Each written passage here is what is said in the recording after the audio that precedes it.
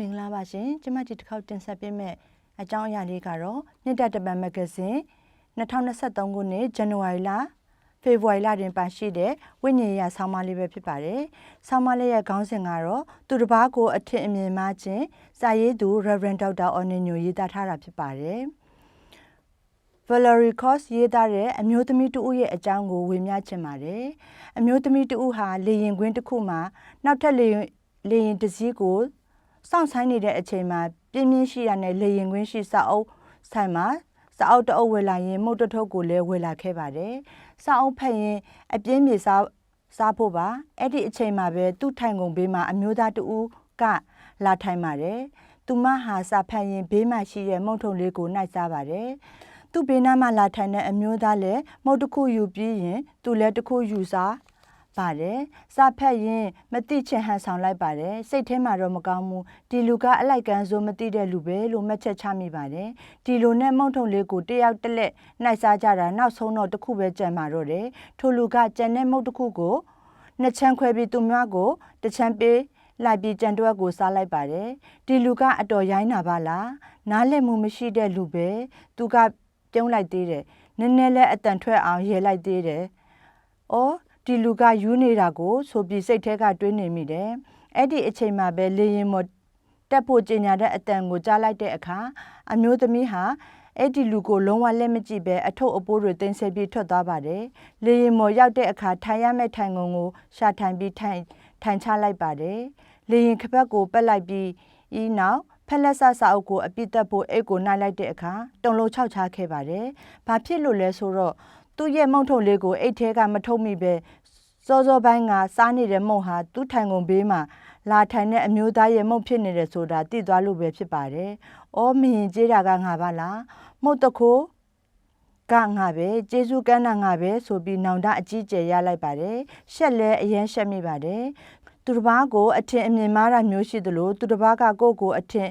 မှားခံရခြင်းဟာလည်းအင်မတန်မှမလွယ်တဲ့ကိစ္စတစ်ခုဖြစ်ပါတယ်။မခိုးပဲခိုးတယ်လို့အစွတ်ဆွဲခံရတာမျိုးမပြောဘဲပြောတယ်လို့အစွတ်ဆွဲခံရတာမျိုးဟာဖြစ်ရှင်းဖို့မလွယ်ကူပါဘူးကျွန်တော်ဟာနိုင်ငံရေးလဲနားလဲသူတရားမဟုတ်ပါဘူးပါဝင်မှုလည်းမရှိပါဘူးသို့တော်လူတယောက်ကကျွန်တော်ကိုနိုင်ငံရေးမှာပါဝင်ပတ်သက်ကြောင်းစွတ်ဆွဲပါတယ်နေပြည်တော်မှာတာသနာကိစ္စနဲ့တွားခဲ့တုန်းကကျွန်တော်ဓာတ်ပုံကိုကရင်မဂ္ဂဇင်းတစ်ခုဖြစ်တဲ့လက်ဆူညမ်းမှာတွေ့တဲ့အခါတွေ့လားဒီဆရာနေပြည်တော်ကိုတွားတာဗိုလ်ချုပ်ကြီးတွေနဲ့တွားတွေ့နေပြီးဆိုတဲ့သူ့ရဲ့ဆွဆွဲချက်ကိုခံလိုက်ရပါတယ်ကျွန်တော်မဖြေရှင်းတော့ပါဘူးခရစ်တော်ပြောသလိုပဲအိုအဖာသူတို့အပြစ်ကိုလွတ်တော်မူပါသူတို့ဒီကိုပြုတော်အမှုကိုမတိဤကြရှင်လုကာခရစ်ဝင်အခန်းကြီး23အခန်းငယ်34ဖျားသခင်သည်အမှန်တရားကိုသိ၏ဆိုသည့်စကားဟာခွန်အားတစ်ခုပါပဲတနစ်သောအခါဖျားသခင်ရဲ့ရှေ့တော်မှာအားလုံးဟာရက်နေကြရမှာဖြစ်ပြီးအတီးတီးအဖြစ်ပေးရမယ်ဖြစ်ပါတယ်လူကိုလင်လို့ရပေမဲ့ဖျားကိုတော့လင်လို့မရပါဘူးကျွန်ုပ်တို့ရဲ့ကယ်တင်ရှင်ယေရှုခရစ်တော်ဟာအပြစ်ကင်းစင်တဲ့ပုဂ္ဂိုလ်ဖြောင့်မတ်တန်ရှင်းသောတစ္ဆာရှိသောပုဂ္ဂိုလ်ဖြစ်ပါတယ်သို့တော်ယန္နူတွေကအမျိုးမျိုးအထင်မှာ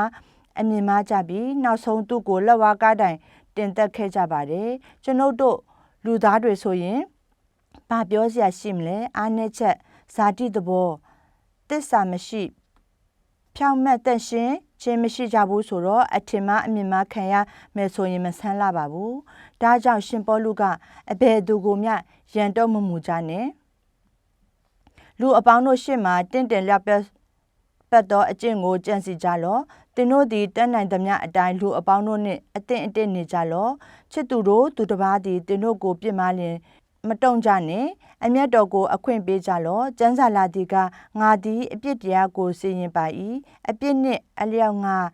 ဆက်ပေးမည်ဟုထာဝရဘုရားမိန့်တော်မူ၏ထို့ကြောင့်သင်ဤရန်သူသည်မွတ်သိမ့်လျင်လှုပ်ကြွလော့ရေငတ်လျင်တောက်เสียဖို့ပေးလော့ထိုတို့ပြုလျင်သူဤကောင်းမွန်၌မိခဲကိုပုံထားလိမ့်မည်အစိုးအားဖြင့်အရှုံးမခံနှင့်အကောင်းအားဖြင့်အစိုးကိုနိုင်လော့ယောမဩရအစာခန်းကြီး7အခန်းငယ်7မှ21ကျမ်းစာသင်တန်းတစ်ခုမှာကျွန်တော်ကအချင်းချင်းအပြည့်လွတ်ခြင်းနဲ့ပတ်သက်တဲ့အကြောင်းအရာပို့ချအပြီးမှာမေခွန်းမေးဖို့အချိန်ပေးပါတယ်အမျိုးသမီးတဦးကအသက်40ကျော်ဝန်းကျင်ထပြီးဆရာကိုကျမအပြစ်ချီနှောင်ခဲ့တာ16နှစ်ရှိပါပြီဆရာကိုလည်းတခါမှမျက်နှာချင်းဆိုင်မတွေ့ဘူးပါဘူးအခုတော့ဆရာကိုနားလဲပါပြီ ဆရာကိုကျမခွင့်လွတ်တယ်လို့ကျမကိုလည်းခွင့်လွတ်ပေးပါနော်ဟုဝန်ထဲစွာရင်ဖွင့်ခဲ့ပါတယ်အကြောင်းကတော့အနာကြီးယောဂလုပ်ငန်းကိုဥဆောင်ခဲ့တဲ့ Reverend ဆရာကြီးဦးလန်ထွန်းမယန်းချောင်းခေါ်ရမှုချင်းခံရတဲ့အခါကျွန်တော်စီကိုဖော်ပြခဲ့တဲ့ဆီယမကတာဝန်ရှိပုဂ္ဂိုလ်တူအနေဖြင့်ဖုံးဆက်ပါတယ်။သူမမျော်လင့်တာကသူမဆုံးရှုံးခဲ့ရတဲ့အင်မတန်မှအဖို့ထိုက်တန်လာတဲ့ဆရာကြီးခေါ်ရမှုချင်းခံရပြီးဆိုတော့ဝန်နေကြောင်းတာမကပဲအားပေးစကားကြားချင်ခဲ့ပါတယ်။သို့တော့ကျွန်တော်ကဟုတ်လားစိတ်မကောင်းပါဘူးဗျာဆရာကြီးမရှိတော့ဘူးဆိုတော့လိုအပ်တာရှိရင်ပြောပါနော်တက်နံတလောက်ကူညီတာပေါ့လို့ပြောပြီးဖုံးချလိုက်ခဲ့တာကြောင့်စိတ်မကောင်းစွာနဲ့သူမျက်ရည်ကျခဲ့ရကြောင်းပြောပြခဲ့ပါတယ်ကျွန်တော်ကတော့အဲ့ဒီအကြောင်းကိုလုံးဝသတိမရခဲ့ပါဘူးညီအကိုချစ်ချင်းအရာမှာပဂတိပေါက်ဖို့ကဲတော့တယောက်ကိုတယောက်စုံမဲ့ကြလောရောမအခန်းကြီး7နဲ့အခန်းငယ်30ဆိုတဲ့အချက်ကိုအလေးနဲ့မထားမိခဲ့တဲ့ကျွန်တော်ရဲ့အားနည်းချက်ပါပဲတေချာလေးလာစုံစမ်းမှုမရှိဘဲအဂတိတရားဖြင့်မလိုမုန်းထားခြင်းကြောင့်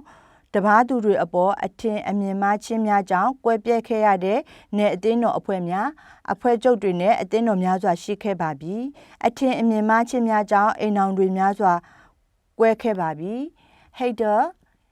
in this position စကားတွေရဲ့အဓိပ္ပာယ်ကို dictionary ထဲမှာဖွင့်ကြည့်ရင်နားလည်မှုလွဲမှားခြင်းမှားယွင်းစွာဆုံးဖြတ်ခြင်းမမှန်ကန်သောထင်မြင်ချက်မုန်းတီးခြင်းတေချာစွာလေ့လာမှုမရှိဘဲအဂတိတရားဖြင့်မလိုမုန်းထားခြင်းသူတစ်ပါးအပေါ်မအီမသာသဘောထားခြင်းရန်လိုသောစိတ်ထားခံစားမှုတို့ဖြစ်ပါတယ်အဲ့ဒီစိတ်သဘောထားမျိုးမိမိရဲ့စိတ်နှလုံးထဲမှာရှိနေခဲ့ရင်မိမိဘဝမှာငြိမ်းချမ်းခြင်းဝမ်းမြောက်ခြင်းစိတ်ပေါ်ပါမှုရှိမှာမဟုတ်ပါဘူးကျွန်တော်ပသိမ်မြို့မှာပြန်ပြီးအမှုတော်ဆောင်တဲ့အခါမှာအိမ်အောင်မကြသေးပါဘူးအမှုတော်ဆောင်ဆရာကြီးတစ်ပါးအိမ်မှာသွားထမင်းစားလေးရှိပါတယ်ဆရာကတော့ကကျွန်တော်ကိုတစ်လဘလောက်ပေးရမယ်ပြောတော့ကျွန်တော်နည်းနည်းတွန့်သွားပါတယ်ပေးဆိုလဲပေးရမှာပေါ့ဆိုပြီးသူတောင်းတလောက်ပေးခဲ့ပါတယ်စိတ်แท้တော့မကောင်းဘူးစီးပွားရေးဆန်တဲ့သူလို့ဆရာကတော့ကိုကျွန်တော်အထင်အမြင်ငါမှားခဲ့ပါတယ်ကျွန်တော်1989ခုနှစ်စက်တင်ဘာလ BIT ယခု MIT ကျန်းစာတင်ကြောင်းမသွားခင်ဆရာကြီးကသူ့အိမ်ကိုလာဖို့ကျွန်တော်ကိုဖိတ်ခေါ်ခဲ့ပါတယ်သူ့အိမ်ရောက်တဲ့အခါဆရာကတော့ကငွေတထုပ်လာပေးတယ်ဘာအတွက်လဲလို့မေးတဲ့အခါသူကဆရာလေးအခုကျန်းစာကြောင်းသွားတက်ရတော့မယ်ဆိုတော့အဲ့ဒါအလူငွေပါဒီအလူငွေကလည်းဆရာလေးရဲ့ပတ်စံပါပဲဆရာလေးပေးတဲ့ထမင်းလခကိုစုထားပေးတာပါလို့ပြောပါတယ်ကျွန်တော်ရဲ့စိတ်ထားပုတ်တာကိုပြန်သတိရမိပါတယ်အော်ငါသူတို့ကိုအထင်အမြင်အကြီးအကျယ်မှားခဲ့ပါလားအသက်ရှင်ခြင်းတို့ရောက်သောလမ်းနှင့်တကားသည်အလွန်ကျဉ်းမြောင်းသည်ဖြစ်၍တွဲဝင်သောသူတို့သည်နေကြ၏ရှမသက်ခရစ်ဝင်အခန်းကြီး9အခန်းငယ်14အားလုံးအပေါ်သို့ဘုရားသခင်ကောင်းချီးပေးပါစေ